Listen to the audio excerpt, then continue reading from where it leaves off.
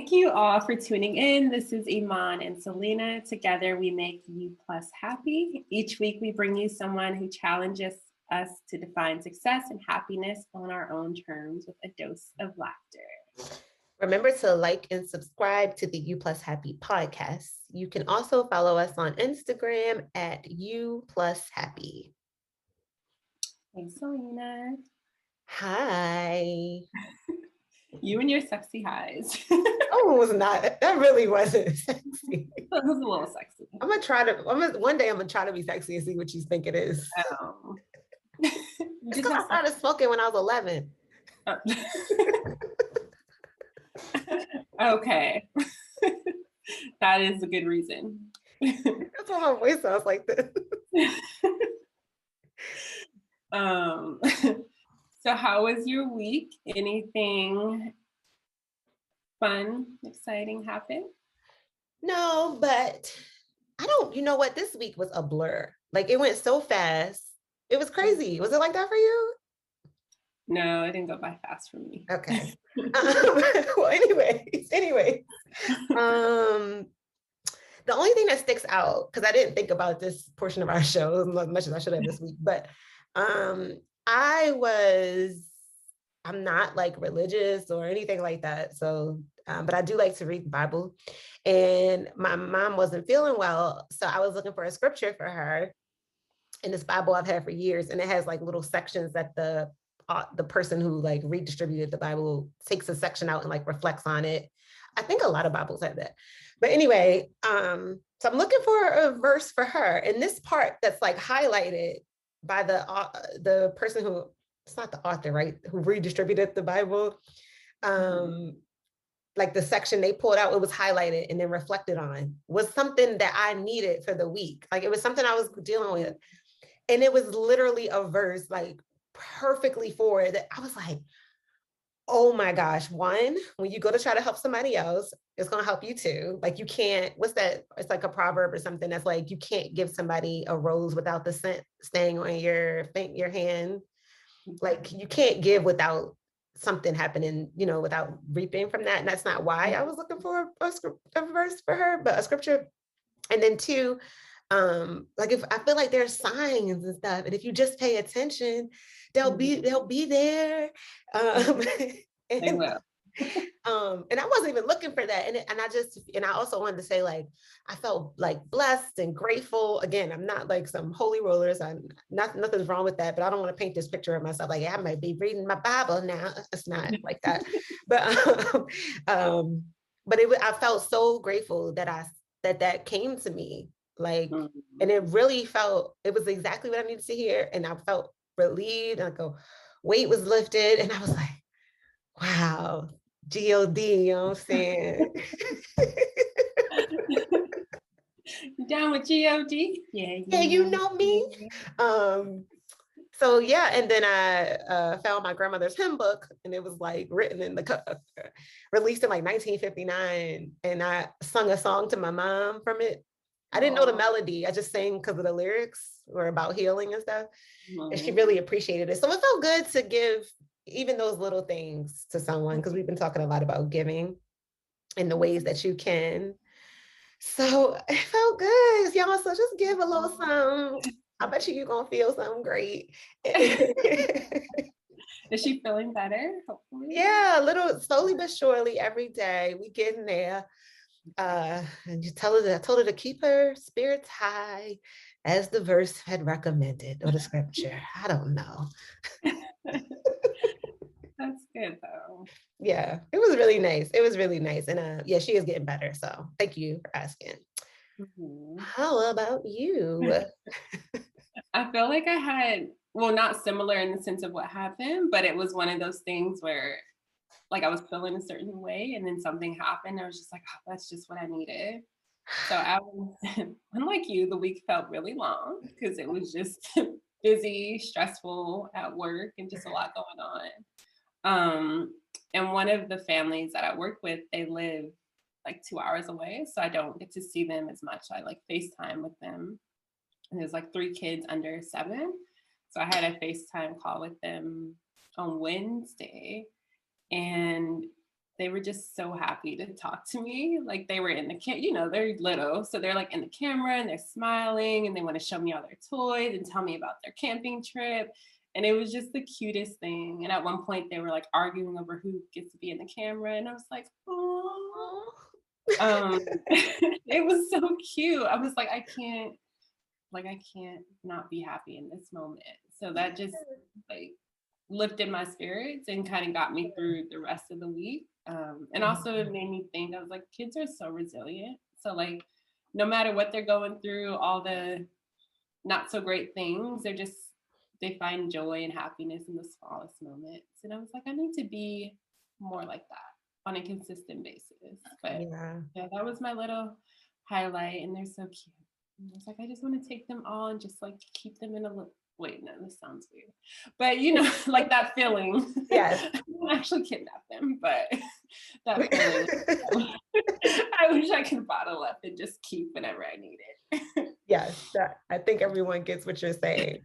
But kids are like that because they don't know how real life is yet. It's easier. They don't got no bills. I know some kids do go through things, so it's not to take away from that. But in general, they don't even know what's about to happen to them as adults. Okay? They don't even know. I'll make them sad. Let me tell them about adulthood. Put them on the phone.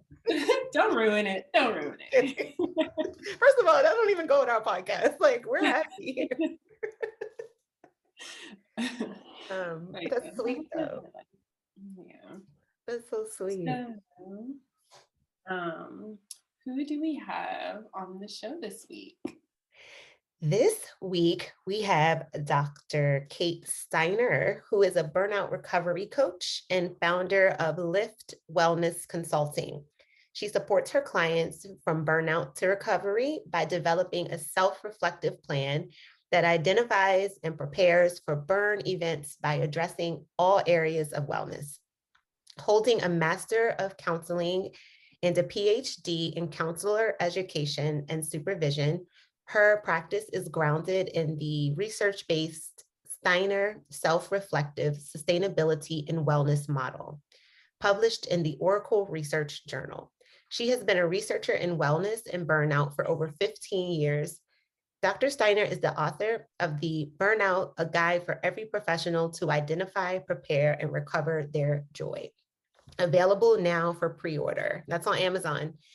Her mission is to end the burnout cycle for professionals. They are living a happier, healthier life. And without further ado, we welcome Dr. Steiner. Hi. Hello. Hey. So I guess we'll go ahead and get started. Are you good? Is that good? Okay. So we just start off, like, how did you get started?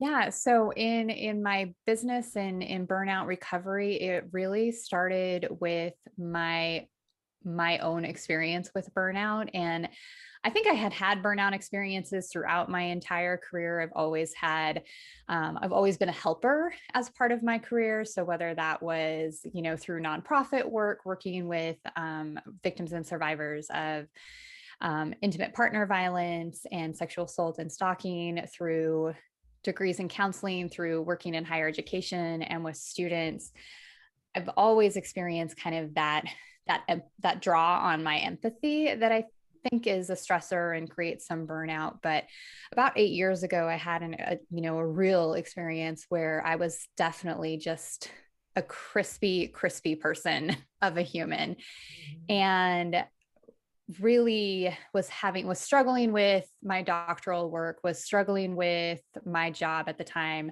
was in a really unhealthy relationship. And it just felt like there wasn't anything that I could do to get out of that space. And looking back at it, I really feel like I became just almost the worst version of myself. Mm-hmm.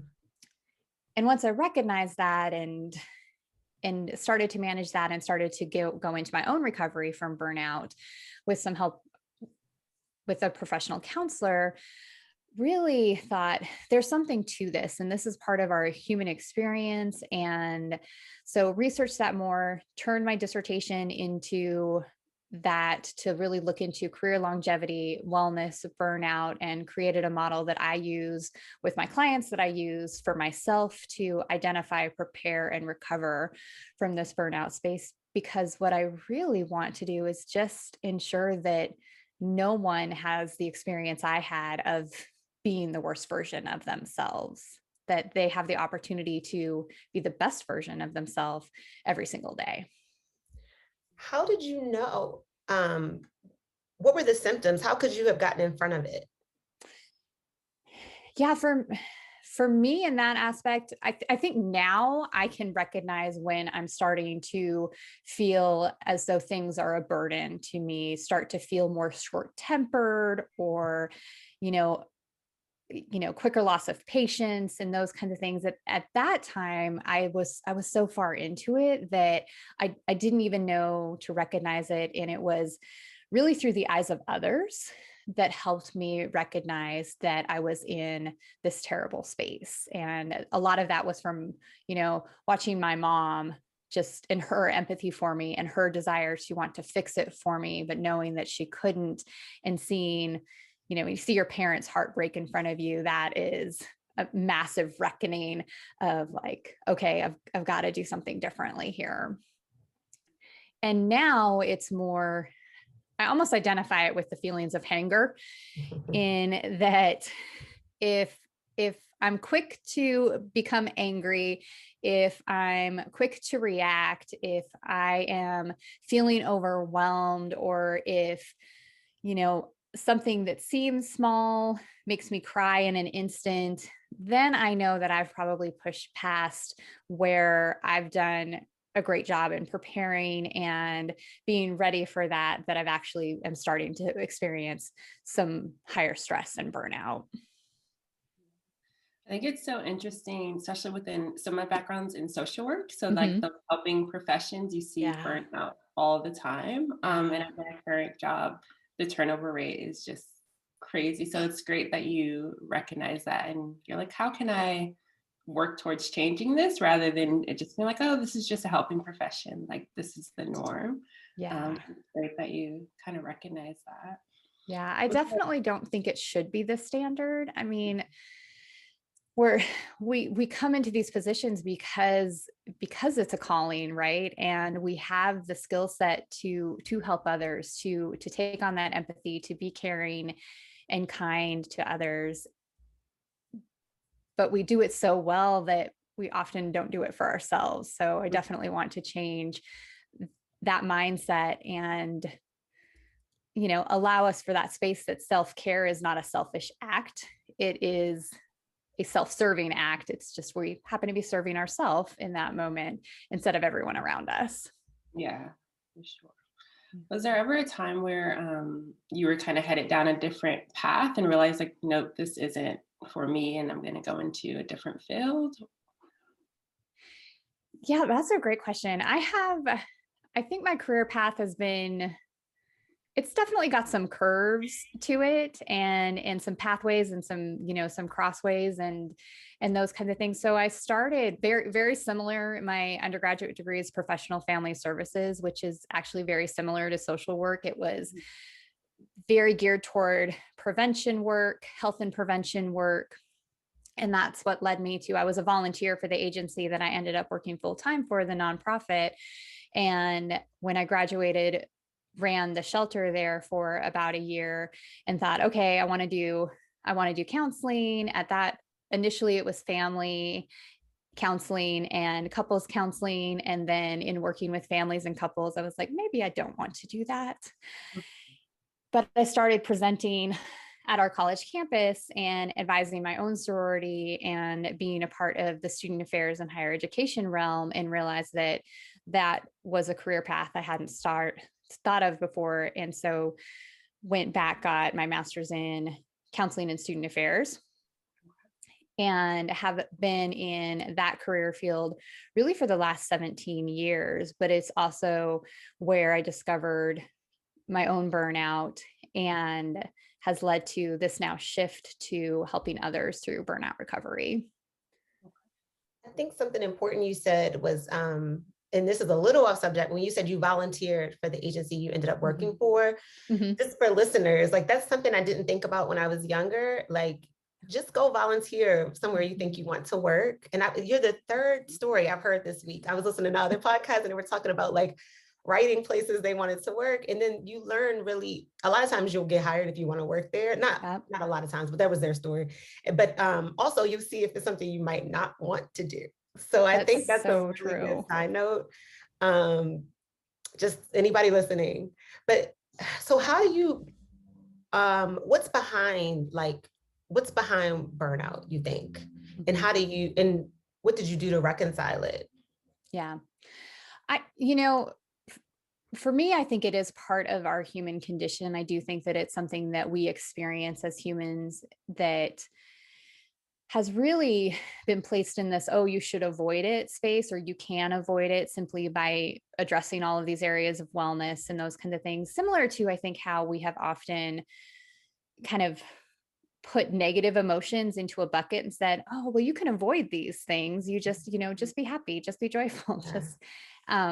But those are a part of life too. And experiencing them and working through those emotions is what helps you, I think, recognize the happiness and the joy that comes about in our lives as well. So as far as the recognition of burnout and how to really identify that that's what's going on, or the cause of burnout. So one, there are daily events and circumstances that I call burn events. And these are things that happen in our life, whether it be an activity, an interaction with a particular human that is just draining or difficult to be around, watching things on the news, current events, all of these things that can bring about fatigue, emotional drain, and feeling overwhelmed are burn events. And they happen day to day. And the important piece is to find recovery space each and every day, or even right after these moments, to give yourself some self-care and to recover from those moments.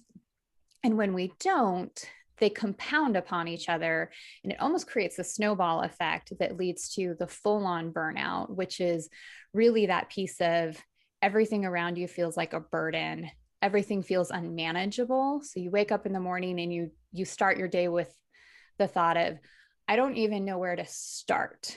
There feels like there's so much. And so that's really that full on burnout piece. But we do have just these daily happenings that do cause us fatigue, do cause us to feel a little more emotionally drained or overwhelmed or stressed, but not so much so that we're at that place where I just don't know what the next step is. Yeah. And I think you said, oh, sorry, Iman.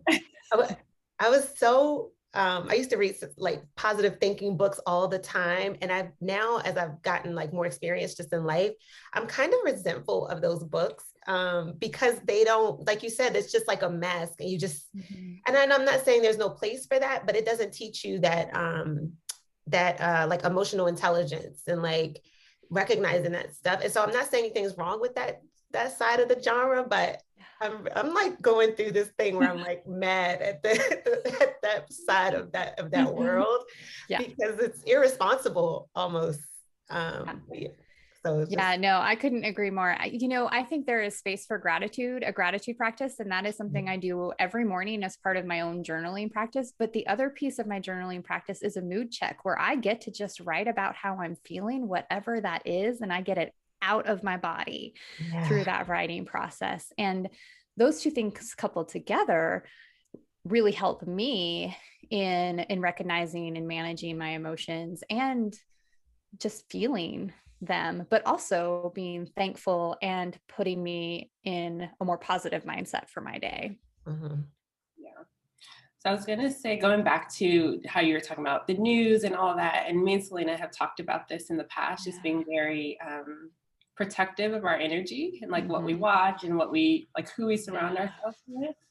And I think part of it is really being intentional. So like if it is writing in your journal, or like for me, I'll watch really just silly things that make me laugh, but I know like this is going to give me a little bit of a boost. So I think it's so great that you're able to recognize that and then kind of follow it up with an action of like, all right, I'm feeling burnt out. Like, what can I do?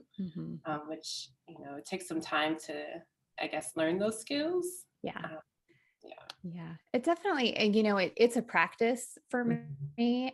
And so I would never say that, oh, I'm in a perfect point with this. Like I do this perfectly. I don't, some days go a little better than others. And I think what you mentioned is really important in regard to finding setting your non-negotiables, setting those boundaries. And so, if it's important to avoid spaces that are going to be triggering or traumatic, that's incredibly important as part of our preparation and recovery from burnout.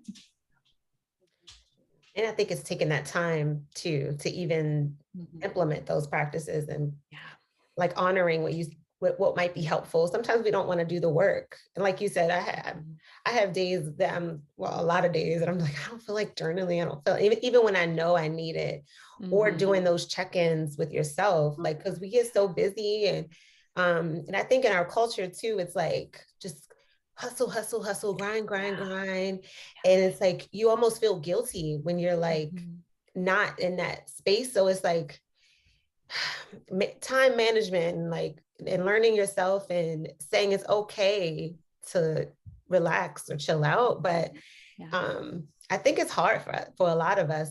I know me, like I feel almost conditioned, like you have to be working, you have to get things done. So it's definitely, I think, easier said than done. Yeah. Oh, for sure.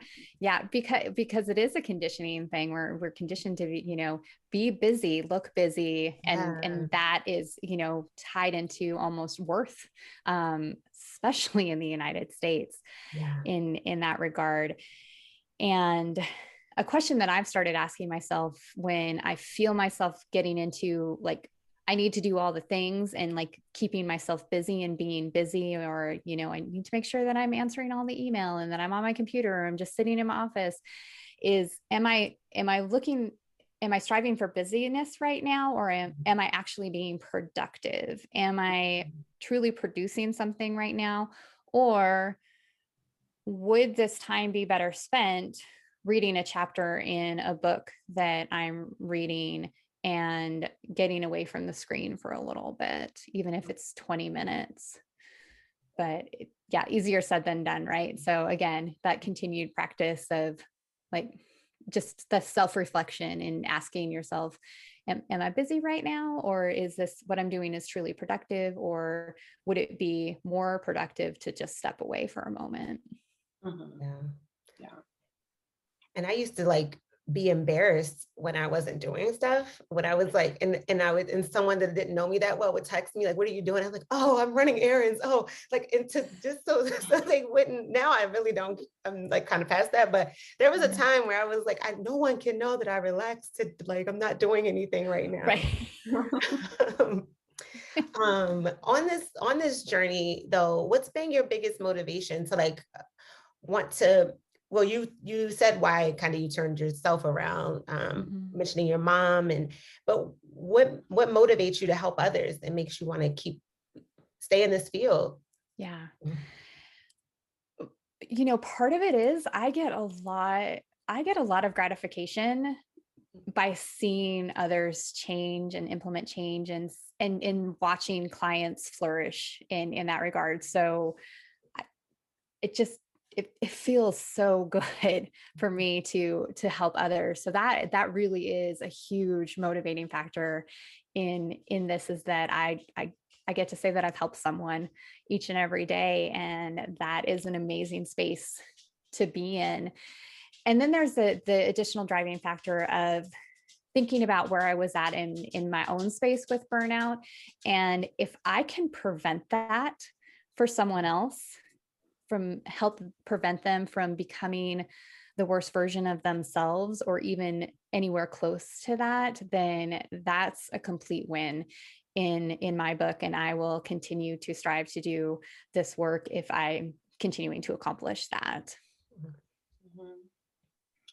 And I guess so part of the reason Selena and I even started the podcast was to really just dig into what it means to be successful, what it means to be happy, and just kind of redefining that space.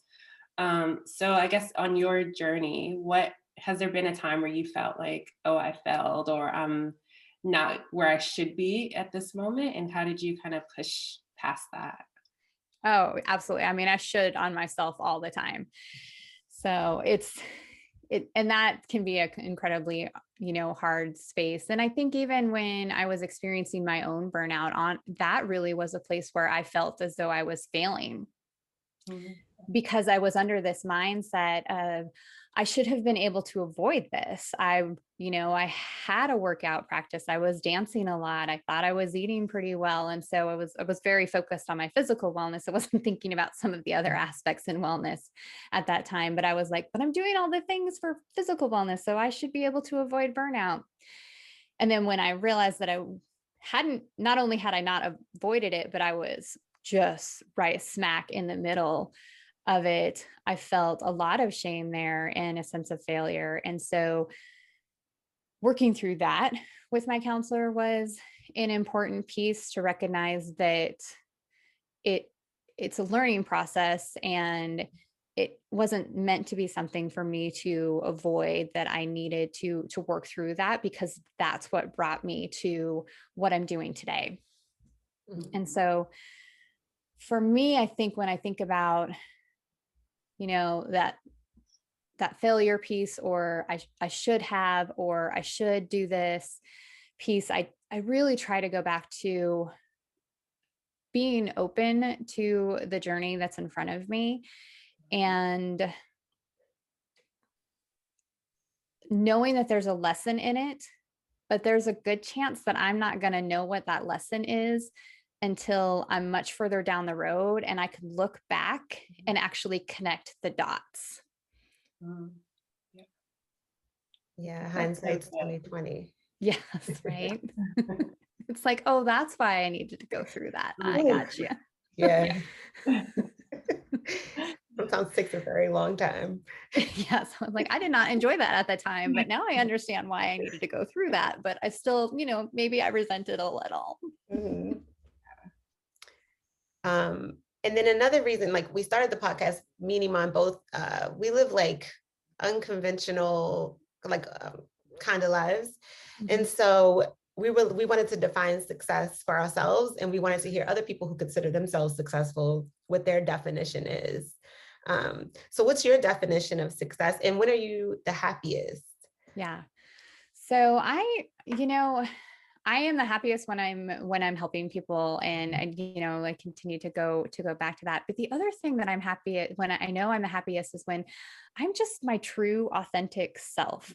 And that is a very playful person. That is someone who has fun. I'm someone who, I did it today. I was dancing down the grocery store aisle just because I really liked the song that was on. I think people thought I was strange.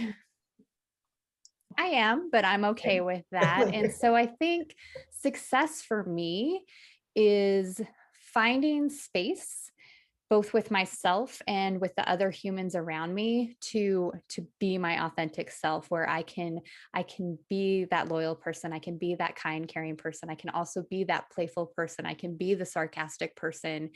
And they love, know, and accept me for those things. And at the same time, I'm doing the work to help others find their authentic space. Yeah. Love that. Yeah. I think I was going to say, I just think that's so important, going back to the burnout, because I think when you're in a space, at least I experience this, when you're in a space where you can't be your authentic self and you're a bit like concerned about what everyone else is thinking about you, that's also very draining, because I've been in those spaces. So it's great that you're at a place where you can dance down the aisles and be like, I don't care who's looking. Yes. It's the same thing I was going to say, mine. Like, just letting that go, like, is so freeing to like, it just, and embracing who you truly are. Like, if I'm a weirdo, fine, I'm a weirdo, but I'm not hurting anyone, and I like doing this. And it makes life better, I think. Yeah. Because I've done that too. I'm singing, like a nice song will come on in the grocery store and I'm singing the song under my mask and I don't care. It's not obnoxiously loud, but it is, you can hear it. It's audible. Yes. Yeah. I was also singing today and I had a couple people stare and I had a couple people, I could see, I was like, I see you're smiling under the mask. I see those smile eyes. I was like, so some of you think I'm weird and others I'm bringing you joy and I'm comfortable with each reaction. Yeah. Awesome. And I guess just switching gears a little bit, what is something that you hope people say about you when you're not in the room? Oh, that's such a great question.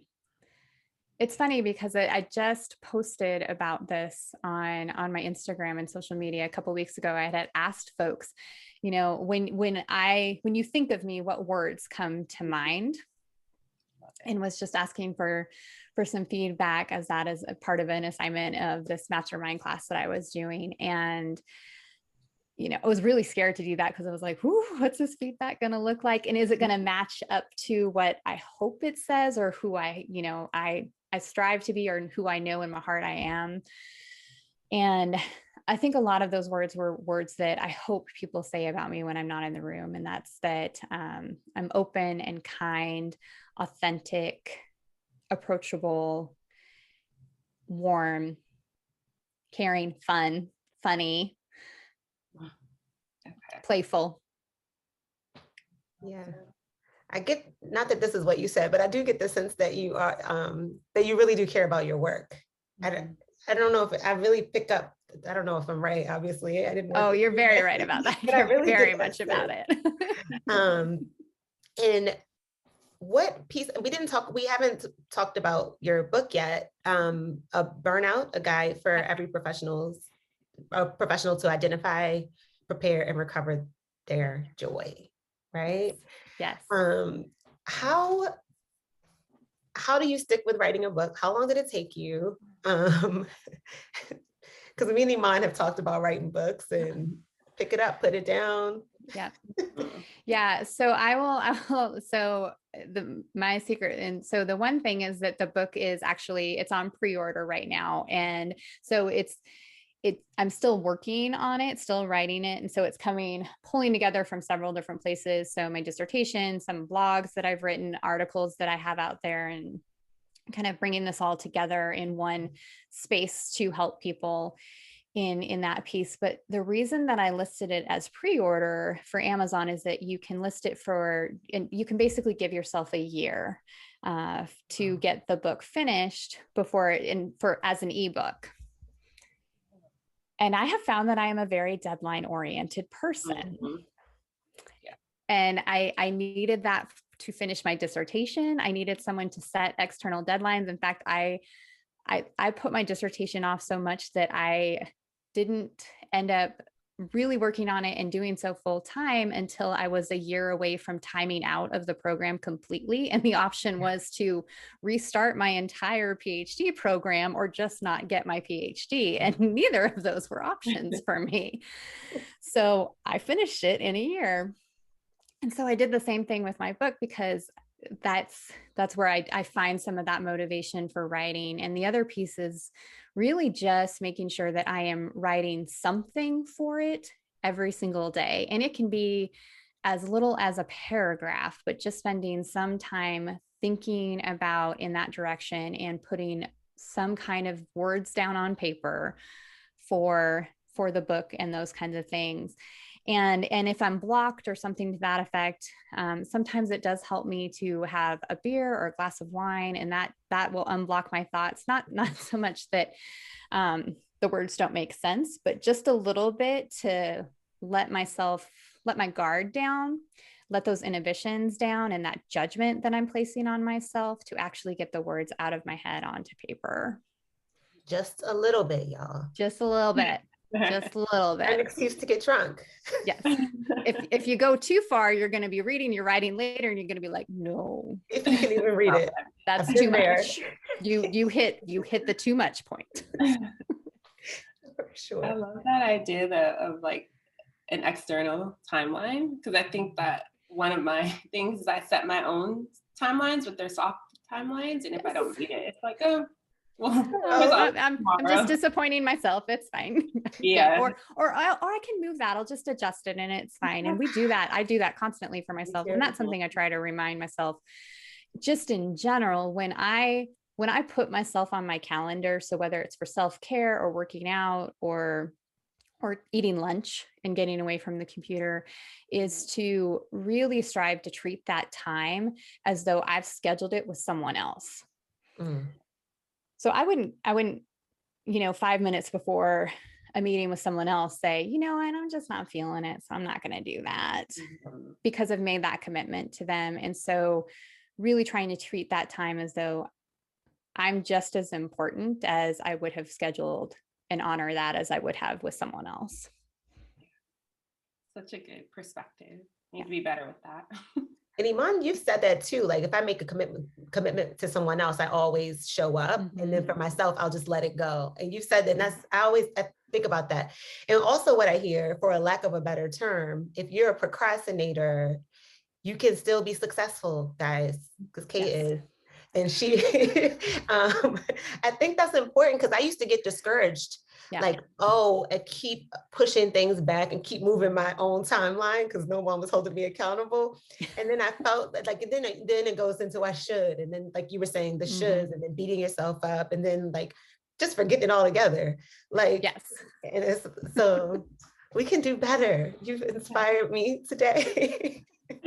You can do it. We can do these things. And you touched upon it a little bit earlier, but we talked about like energy and who we surround ourselves with in terms of like our inner circle, our friendships. What qualities and traits does someone need to have to be in your inner circle? They have to be able to laugh and have fun and have a sense of humor. Sarcasm is helpful because then they can at least recognize mine when I'm being, a little more sarcastic in those moments. But laughter is a big important piece. I think most of the people that I have in my inner circle right now, including family members and my partner and my really close friends, have all come to their own space of being their authentic selves. And so I think that's an important matching quality, in that I'm committed to be my authentic self in all spaces, and having the circle around me also be committed to being their authentic selves. Even if we don't agree on all the things, we're still being real and candid with each other. And I think that's the other piece that's important, is we're open to dialogue and being open to challenging each other is an important space. A lot of my friends are educators work in student affairs or higher education. And so we definitely come from the space of, I don't know all the things, and there's a good chance that I don't know that I don't know. So sometimes I need help in identifying that or being shown the way. And they're open to like being challenged or hearing a different perspective. What were you going to say? Because I feel like people can close up, especially like now. It's like we're like, we get so much information, but we just go on the information we already believe to like reinforce it. So it's nice to have people in our lives that like think differently and like challenge us, and then being open to that. And it's hard sometimes, but yeah, I think that's a really important piece. But it sounds like you have some people who are open, and that's not easy to come by. It is not. And I will say it's not, I am definitely a person where I love knowing people and interacting with other humans. But when it comes to my inner circle, it's a pretty small group of people. And I've always been that way. I've always been more of like a small number of really close relationships. Yeah, same here. I think it's interesting because I feel like a lot of the guests that we've had on have had that same kind of intentionality when it comes to who they surround themselves with. And I'm wondering if there's a reason for that, in terms of like people that are kind of living life on their own terms, redefining success, like being very intentional with, who's in their space. Yeah. I think there is something to that, especially when you have made the agreement with yourself to live your life authentically, and for me, in the last really probably 5 years or so, coming to a space where really recognizing that the opinions that others have of me aren't really my business. And so I may learn them, they may come across, they may just tell me right out. And knowing that sometimes I need to listen to that because that's feedback, and I need to hear their experience with me and how maybe something I had done had impacted them. And so that's an important piece to listen to. But if it's not specifically about our relationship and it's someone that doesn't actually know me, I don't need to know. And if I know, then all I can do is manage how I react to that. I can't really do much to change their thought or opinion about me in that moment, especially if it's someone who doesn't actually know me. Yeah. And just a little bit to add to that is like, also where it's coming from, even when it's like someone, because like you said, if they're in that burnout phase, they could say something that misery loves company, right? Not that that is always the case, but someone could be lashing out on you, or and not even being malicious, but just kind of knowing where they are at that moment. I feel like it's important to consider too. What's the best advice you've received? Oh, wow. That's a big one. That is a big one. I'm thinking back at this time that I was mulling over accepting a job offer that I had been given. And I called my dad and was chatting with him about it. And I was basically running through this list of all the reasons why I shouldn't take it. And he encouraged me to flip that and think about the reasons that I should take the job. And then he ended it with, Kate, this is going to give you the exact experience that you're looking for right now at this time. And you can do anything for a year or for a short amount of, for a certain time frame, if you set that in your head. So even if these other things that you're worried about come to fruition, you're still going to gain that new experience and be the better for it. And so I think that, that is advice that I continue to come back to as I consider really career transition, or just thinking about taking on new things in life. And I think what I equate it to now is not allowing the fear of what if stop me from taking a chance. I love the fact that it's kind of making it not so big and so extreme. So whenever we have these big life changes or decisions, it just seems so big. But when you break it down, you're like, oh, it's only for a year. Even if you are there longer, it just right. And and the funny thing about that job is that I was then there for 8 years. So as I took the job, some of the things that I was concerned about, those circumstances changed. And I'm so glad I didn't turn it down just because of those really like one or two things that I was worried about, because they ended up alleviating them, that they disappeared after about a month into the job. I love it. And I guess for listeners, so you talked about the best piece of advice that you've been given, but say someone is interested in going into a helping profession or struggling with burnout, what piece of advice would you give them? Yeah, I think something that I have done later on in my career that I wish that I would have started from the very beginning is being very intentional and reflective on what I need as far as non-negotiables.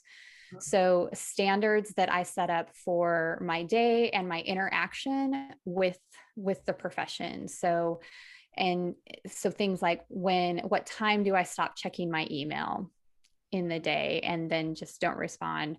Right now it's, not responding, I have a rule that I don't respond to email from my phone. So I can only respond from email when I get to a computer, and I try not to do that from my home computer, working on a college campus. And so, but also learning to communicate those with others, but setting your non-negotiables and your standards of practice for how you want to interact with your work.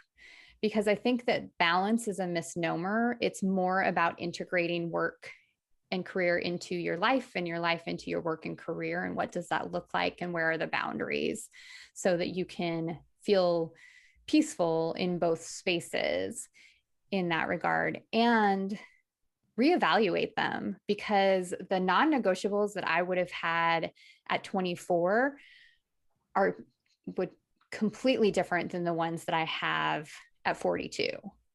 So looking at your life circumstances, what needs change and what do you need to implement differently? Yeah. I have I was trying to think of how to phrase this question, but a lot of people, and then we kind of touched on like pushing past challenges and stuff, but it's like, you did a lot of schooling, right? And I talked to like my brother's in school and he's like dreading it. And like, it comes to that point where it's just like, you're kind of over it at that point, but school, you're not done. Mm-hmm. So how did you stay in for that long? Like, this is the bachelor level. And I didn't even finish that because I was like, I can't do it anymore. And it's like, how do you keep yourself encouraged and like, and I think all students go through that phase where they get burnt out. It's just it's going to be part of the experience. Because Iman and I were talking about going back to school, and I was like, I don't want to spend all this time. So yeah, how do you deal with that? Yeah. So in working with students, I think one of the things that I often tell them is, one, identify those spaces and times that are going to be essentially like burn event weeks for you. So is that, you have a week where pretty much every faculty member decided you'd have a paper due that week, and you're like, that's going to be a tough week. And then if the next week is a little lighter, okay, what do you do for yourself that following week or that weekend to recover a little bit and give yourself some space to decompress from that really stressful week, as opposed to just continuing to plow through the term without giving yourself a break or space to do that. I think it's a little bit different in the world we're in right now with the pandemic, because we're utilizing our energy in a different way. And it's almost as though we're having to relearn how to spend our energy, if not every day, at least almost every week. It looks a little bit different in that capacity. And so, one, I think giving space for that piece, that this has been a really hard year and a half almost for those who are in school, in academics and in those kinds of things, because it's different. It's all a different way of learning. And so a lot of people have had to relearn how they're learning in these new spaces.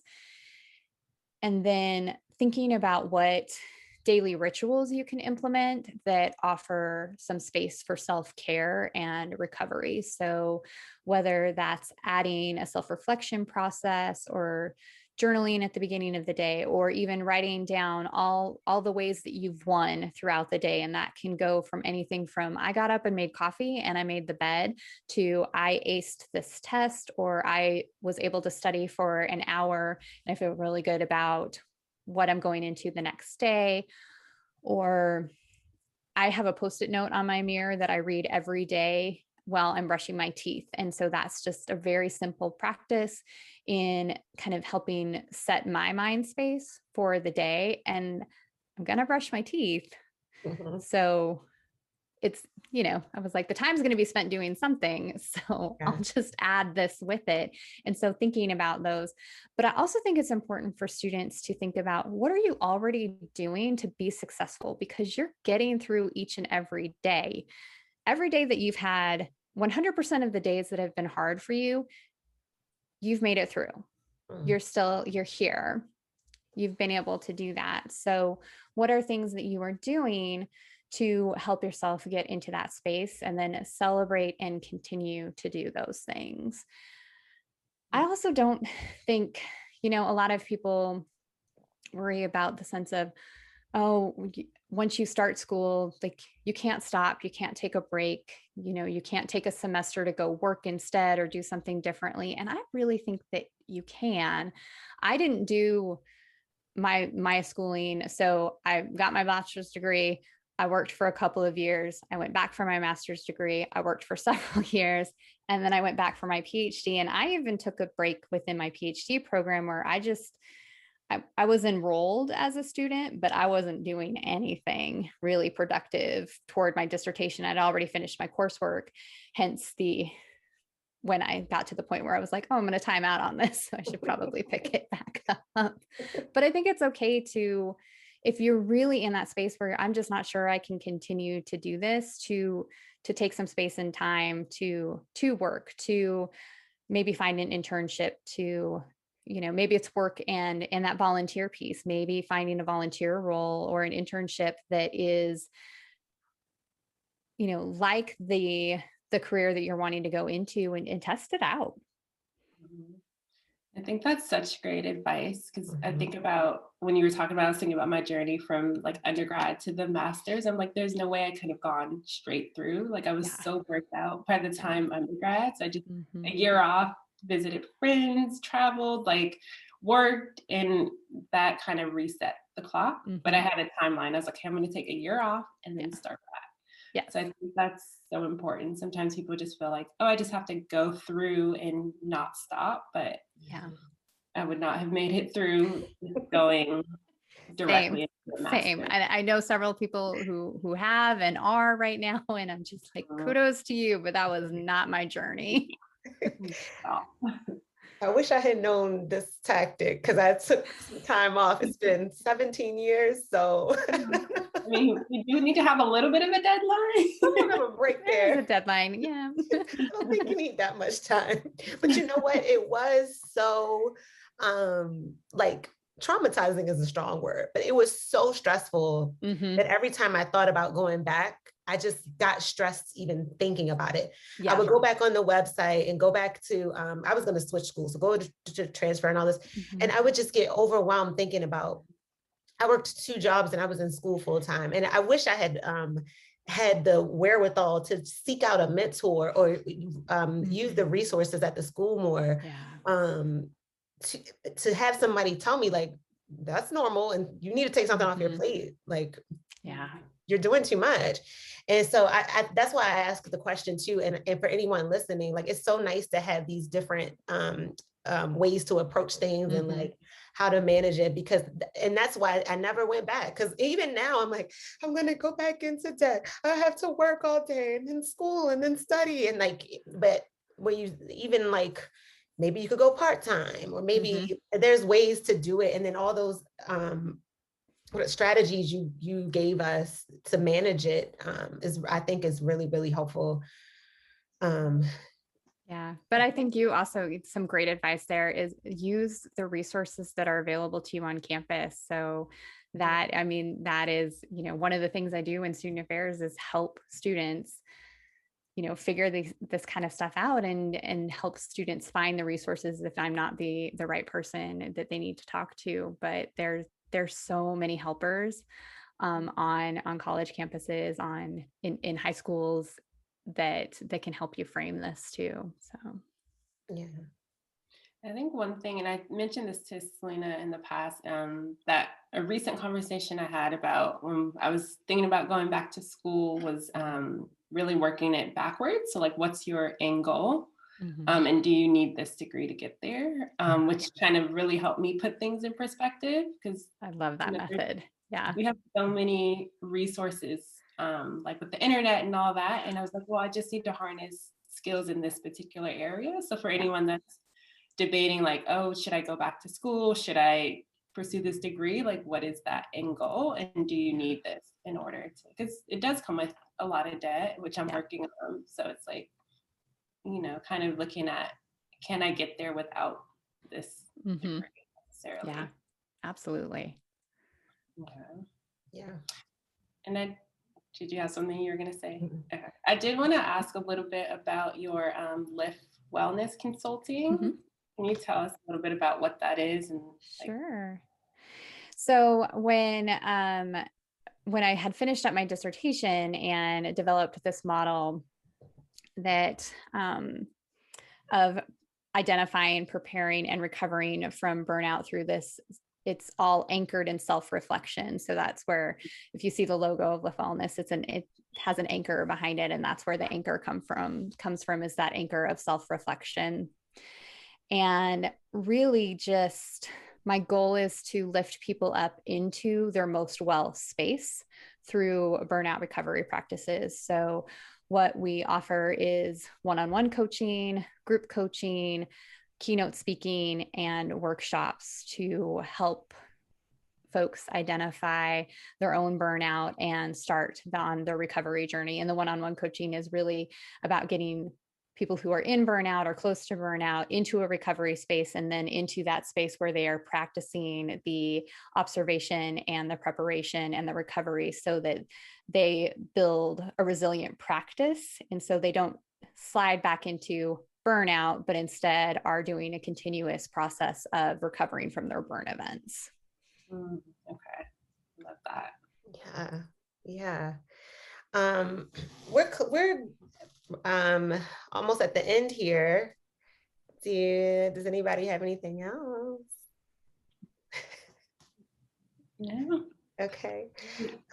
I did want to say, you seem so nice and so kind. It's just like I can't even think of the right word, but like this calmness. Mm-hmm.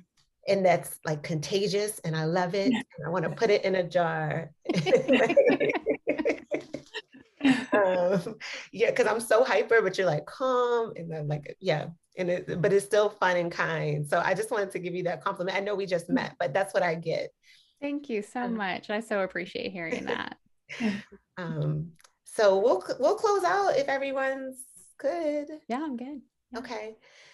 Thank you, Kate, for sharing your time with us and inspiring our listeners to redefine success for themselves.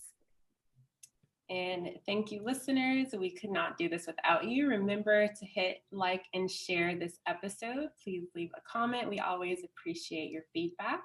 Remember to subscribe at U+ Happy Podcasts. And we're also available on YouTube and on Instagram at U+ Happy.